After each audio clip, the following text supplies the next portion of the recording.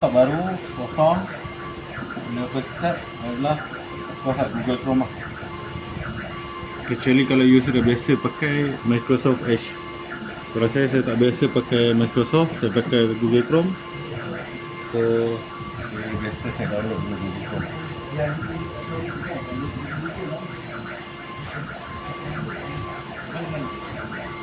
Ini besar ni. Tapi tak bawa mana-mana. Ini senang. Okey. Main ke senang. Main ke senang. Okey, pause lah. Okey. Google Chrome dah saya ini lah. Okey, so ini. Nanti kalau ini ada yang mesti. Ni tayar ni pause lah. Ni personal punya barang. Okey, kita login. Okey. Kita dah login. Okey, benda first sekali biasa pergi sini. Pergi ke sistem. Okey, first. Tekan hold lama-lama. Kalau you ambil Ke sistem. Ke sini. Pergi rename this PC. Okay, so rename this PC. Sekarang ini mesin adalah A3M3. So A3M3. Sebab M1 sudah keluar. So mesin sana A3M2. So M3M1. So kalau biasa A3M3, A3M4, A3M5 sama agak kalau macam A4. A4 pun M1, M2, M3 just rename je lah. So berapa kita just rename. Terus nanti dia akan restart lah nanti. Boleh pause lah.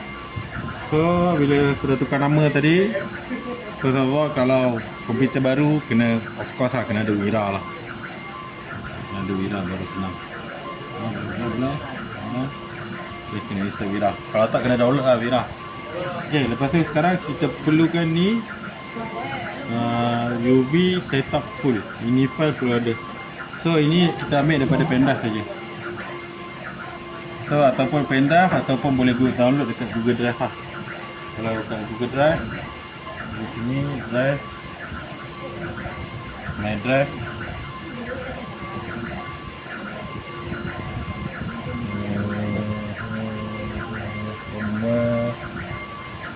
Ni UV setup full.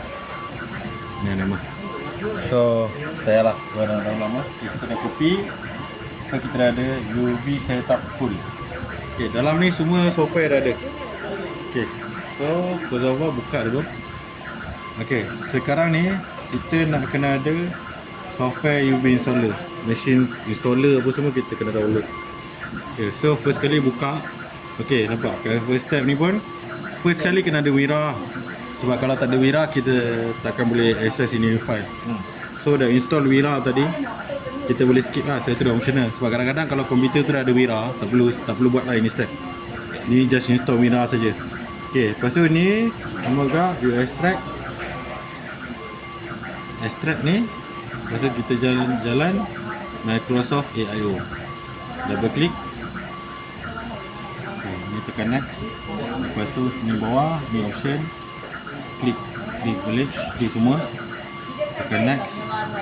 Okay, ni boleh pause lah. Tunggu saja. Boleh pause. Ketika Okay. So tekan finish. Okay, dah habis. Tekan finish. Okay. So step 1 dah, step 2 dah. Sekarang step 3. So sama juga extract step 3. So extract step 3, tekan sini. Rinta, itu sama juga rin setup. Double klik rin. Kita tekan next. To accept. Next. Kita tekan next.